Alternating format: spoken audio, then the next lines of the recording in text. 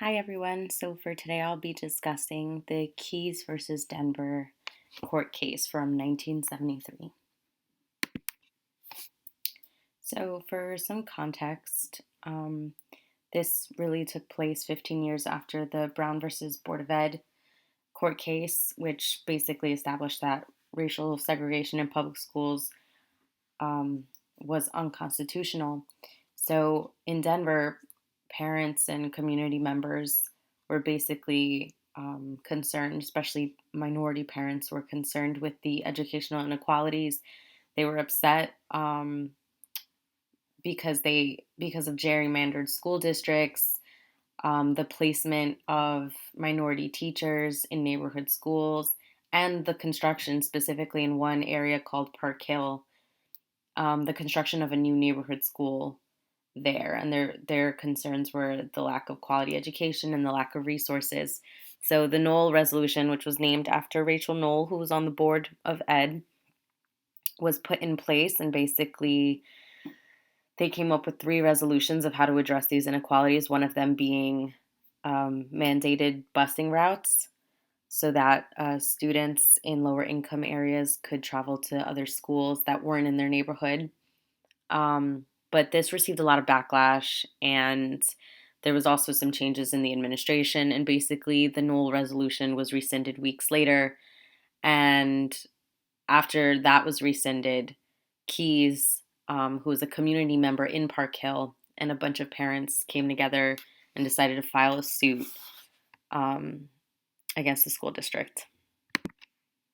So basically, these parents came forward and they decided to argue that the school, the school district was enacting racial segregation deliberately and using kind of um, all of these methods that seemed beneficial to students, but were really keeping them separated. The district court agreed actually that they were doing it deliberately and ordered that a plan of integration be created, which again it included integrated busing. The district court did believe, however, that this didn't necessarily reflect on the whole district, but that just a select amount of schools were really doing this de facto segregation. Um, the district ended up, the district public schools ended up appealing this, and they took it to the 10th Circuit, which overturned the original ruling of the district court. But then the Supreme Court stepped in and voted again in favor of Keyes and the other parents. And they basically came up with um, a couple a couple things that they decided. Basically, they established that the board was intentionally maintaining de facto segregation. De facto meaning, not supported by law, but still existing nonetheless. They also decided that if the segregation was evident in a significant portion of the system, then this implicates flaws in the system, the school system entirely.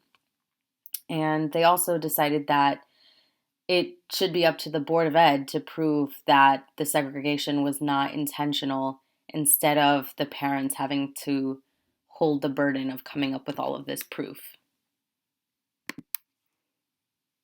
Another big thing that the Supreme Court decided was that basically the Hispanic and Black students being in the same school together did not count as integration, um, because they had both suffered from the inequalities and the inequities due to segregation. And so here's where we really begin to see like Latinx students becoming part of the conversation. They now start to include them in the conversation of desegregation and the court ordered busing. And for bilingual programs specifically, the Denver schools had to sign basically a contract of consent that promised language and bilingual programs in the city schools. And they did actually create those programs, and those programs still existed today. So that was a big change for English language learners. So, if we look at what happened after the Supreme Court made their decision, you see a lot of white families ended up leaving the city. There was active resistance to integration. Teachers were complaining that the bus routes that were being used for the mandated busing were complicated on purpose in order to discourage parents from sending their kids to these higher quality schools.